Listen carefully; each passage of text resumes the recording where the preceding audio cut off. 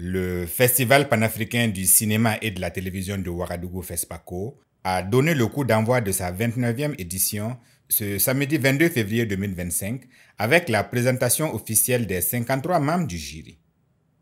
La cérémonie s'est déroulée sous la présence des hautes personnalités dont le Premier ministre du Burkina Faso, le ministre de la Communication et le secrétaire général du gouvernement. Après la présentation du jury, place à la projection du film d'ouverture Black Tea du réalisateur mauritanien Abderrahmane Sissako. Une œuvre qui annonce une édition captivante et engagée à l'image du panafricanisme cinématographique que célèbre cette biennale du 7e art. La productrice de Black Tea, quant à elle, insiste sur la portée de son film en déclarant que c'est un film de célébration de la richesse de la diversité culturelle africaine. À son avis, il transcende les frontières et touche à des thématiques universelles qui résonnent auprès de tous. Alors, cette dimension panafricaniste, elle est importante, elle est présente dans le sens où, sur la production, c'est énormément de pays. Tous les techniciens qui m'ont accompagné merveilleusement bien, ce sont des techniciens qui sont issus du Burkina Faso, du Sénégal, de la Côte d'Ivoire, du Mali, de la Mauritanie. C'est beaucoup et ça veut dire qu'il y a une dynamique et un vivier de compétences techniques qui sont là. Et aussi, nous aimons beaucoup, en tout cas en tant que productrice, faire en sorte que de plus en plus sur nos films qui se passent dans nos pays, qu'on soit d'abord là pour recruter, pour faire travailler nos professionnels qui sont là avant d'aller chercher à l'étranger. Martin Zongo, un des membres du jury, livre son analyse sur Black Tea qui, en son entendement, est une œuvre qui ne se dévoile pas facilement.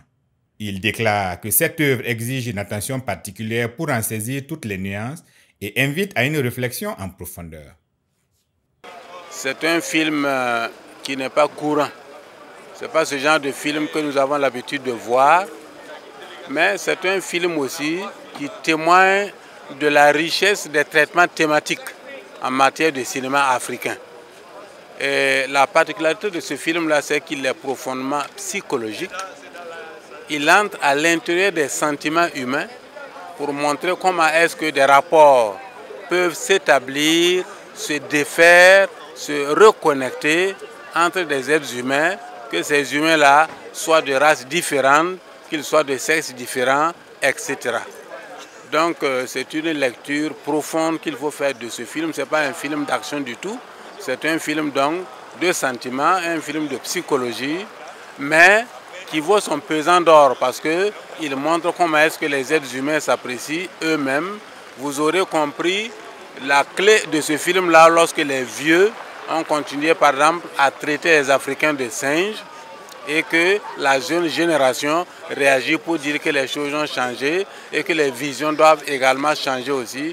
Voilà un peu la teneur de ce film-là qui inaugure cette 29e édition du FESPACO. Avec 53 jurés venus d'horizons variés et une sélection cinématographique exigeante, le FESPACO 2025 s'annonce comme un grand cru du cinéma africain. Ouagadougou devient le temps d'une semaine la capitale du 7e art, accueillant des passionnés du monde entier pour célébrer le cinéma dans toute sa splendeur. L'aventure commence, place à la magie du FESPACO.